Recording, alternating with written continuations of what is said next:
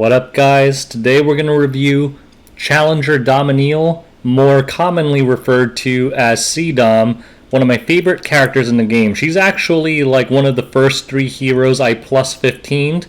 I use her in almost all content. She's a staple in my PvE teams and my PvP teams. But let's go ahead and go over her skills. So her S1 is just a basic attack. It doesn't really do anything special, but it does hit very hard. It doesn't have any debuffs or anything, so she's very good against bosses that have mechanics where if you debuff them, they counter you or something. But the main thing about her is her soul burn. With the soul burn, I think she gets a 2.5 times multiplier in addition to the other multipliers. It's probably one of the hardest hitting moves in the game. With attack buff, CDOM in PvP will basically delete anyone with the soul burn. And the funniest thing is with CDOM killing something like Seaside Bologna's, because you'll kill the SSB and 30% of that will transfer to someone in the front and it'll kill them too. And I've seen it with like Aureus as well. So CDOM is definitely a hero that benefits greatly from Molas. If you're going to use her, you probably want to max Mola her because these damage mods get ridiculous. Like +5 is 15% damage. Her S2 is also insane, so anytime an ally or herself does a critical hit, the caster's next attack deals stacked additional damage proportional to the number of critical hits, and their combat readiness increases by 10% per critical hit. So basically, if you have, like, let's say 3 people on your team that has AoE crit moves, like let's say a Basar went after CDOM for some reason and crit 4 people, CDOM would get a 40% CR boost. So you see this a lot in PvP when she starts like jumping up the CR meter. And in addition, you'll see this little like number pop up here. You can't do it against these dummies, but you'll see like it says like increase attack here. It'll actually say like increase attack like ×1, ×2, ×3. I think it goes up to ×10. And basically each time an ally crits, you get more damage on the next hit. So if you have like 3 people go before her and AoE the whole team, her next move hits like a truck. Now her S3 is also really good. She does this. She basically gives the entire team a CR push and a 3-turn plus 50% critical buff. And CDOM also gets an extra turn so she could buff herself up and then delete someone. At max Mola, it's a 20% CR push, pretty decent, not the highest in the game, but pretty average. And the other thing that's really good about this is a lot of 2-turn debuffs don't work on CDOM because let's say like a Ken defense broke CDOM and she has a 2-turn defense down. If you do this, that counts as 1 turn, so the defense break goes down to 1 turn, and then she attacks, and that debuff is removed. So that move is also good for just really quickly erasing debuffs on CDOM. So with that out of the way, let's go to builds. So how do you build CDOM? As you can see, I wasn't lying. I plus 15'd her, and she's triple S. She's one of my favorite characters. So mainly you just want her to hit as hard as possible. So for me, I have her on some offset so I could actually make her even better. But mine has about 3,700 attack. Her crit chance, you don't need any more than 50% because remember, her S3 gives her 50% crit, so don't waste too much effort on that. And then you want as much crit damage as possible. Mine's decent. It's 314, not the greatest. But you could put her on any set you want. Anytime you have a character that only relies on like maximum damage, and CDOM is even easier because of her crit buff, you just want to do whatever item and gears you have to get to the highest amount of attack and crit damage as possible. So if that ends up being 3 crit pieces for some reason, fine. It doesn't matter. Just get your... I've seen some CDOMs with like 4k plus attack and close to 350 crit damage. That works fine too. I don't have the best gear on her, but this is pretty passable. She still deletes almost everyone in PvP.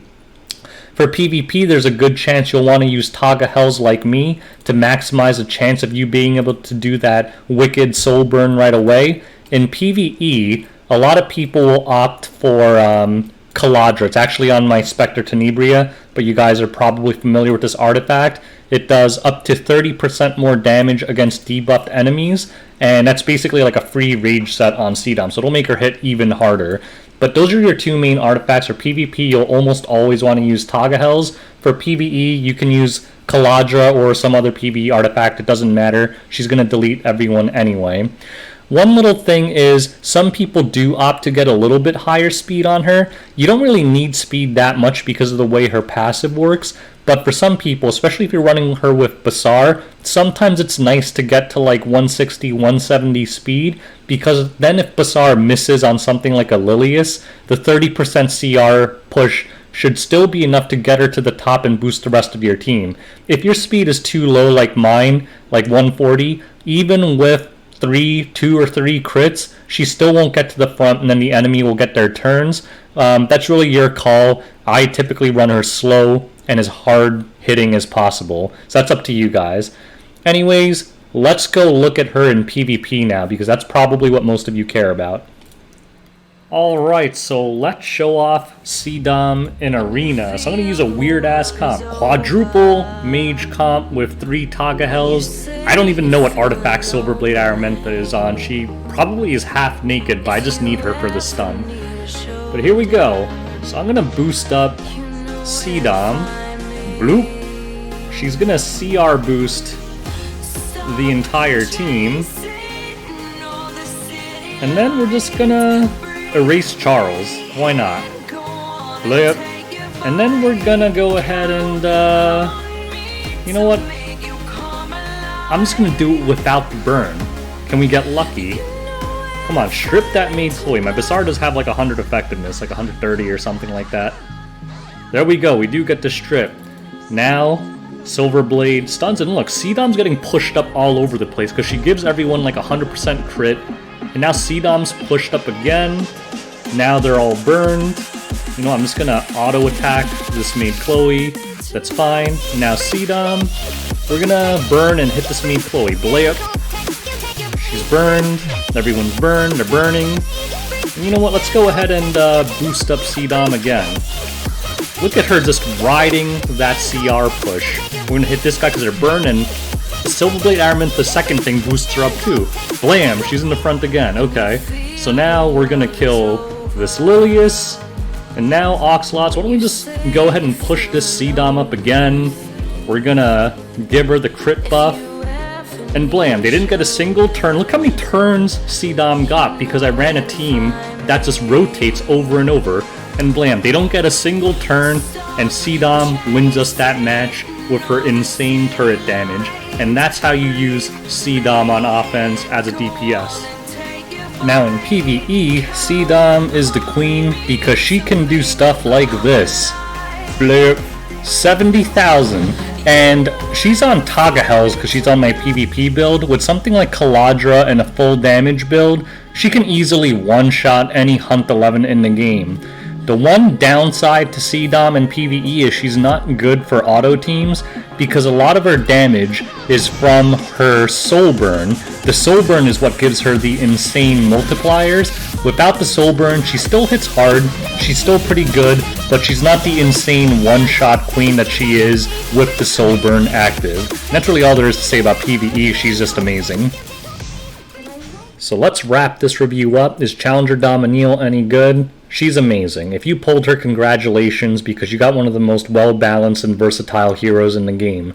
In PvE, she's god tier. She deletes bosses very easily on manual. The only knock against her in PvE is that she's not as good on auto teams because the auto teams never soul burn, and that's where a lot of her huge damage comes from. But things like Hell Raid and stuff, she's a staple on many people's teams because of her huge damage potential and the ability to one-shot even the hardest bosses. In PvP, she's equally good, especially on offense teams. If you build the right team around her, as you saw before, she turn cycles really hard and can literally one-shot and delete some of the tankiest units in the game, no problem, as long as you have the right stats. In PvP defense, she's sometimes paired with things like Celeste so that you can use her as a CR pusher, but I'd say PvP defense is her weakest area, but she's still usable to some degree on some kind of speed cleave defense teams, although that kind of stuff really doesn't work at like champion and legend tier, but in the tiers below that, CDOM is actually relatively common in speed cleave defenses. So anyways, that about sums up CDOM. She's amazing. If you have any other questions or comments, just leave them in the comment section below, and I'll get to them when I can. Thanks for watching, and make sure you like and sub for more reviews. Till next time, peace out.